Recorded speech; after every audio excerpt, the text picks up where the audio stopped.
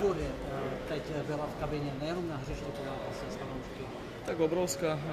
Išli sme si za svojím snom, za svojím cieľom a podarilo sa nám postúpiť do najlepšej ligy sveta, dá sa povedať, takže sme určite veľmi šťastní a myslím si, že tou cestou, ktorou sme prešli od minulého roka, tak aj zaslúžili sme sa tam postúpili. Zvládli ste to dvakrát s nulou, takovýto dvojzápas, tohle si ceníte? Tak vždy hráme tak, aby sme boli čo najlepší, efektívni vzadu a potom ešte efektívnejší vpredu a zvládnuť play-off Ligy majstrov na nulu vzadu je čo povedať a naozaj veľká gratulácia patrí každému jednému hráčovi a každému jednému členovi tohto týmu.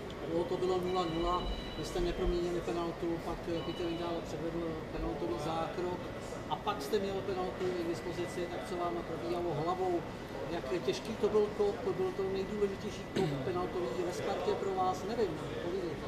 Tak myslím si, že aj v prvom polčase ja som tam mal pár striel, jednu 100% šancu, ktorú musím premieňať a vedeli sme, že pokiaľ sa nepodarí streliť ten, dá sa povedať, rýchlo gól, tak Malmo to bude musieť otvoriť trochu viac a potom možno mať viacej šancami v tých breakoch, ale určite sme nechceli hrať na 0-0 a potom k tej penalte, no, tak dá sa povedať, že kopal som už druhú takúto penaltu v Sparte, jednu na Slávii, v 101. minúte sa mi zdá, teraz v play-off Ligy majstrov, takže sú to obrovské skúsenosti pre mňa a som rád, že som tými gólmi a tými penaltami pomohol mužstvu.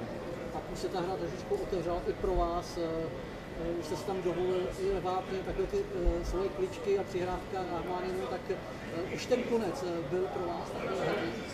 Tak ťažko povedať, hovorím, snažili sme sa dať ten prvý gól a vedeli sme, že aj potom, ak náhodou ho nedáme a bude čo najdlhšie 0-0, tak budú to musieť otvoriť, musia doháňať tú dvojgólovú stratu a že sa nám bude možno trošku lepšie, ale naozaj dneska skvelý výkon od každého jedného hráča, ktorý hral, ktorý nastúpil a ktorý bol súčasťou tohto týmu, realizačný tým a veľká vďaka fanúšikom, ktorí nás tiež hnali dopredu.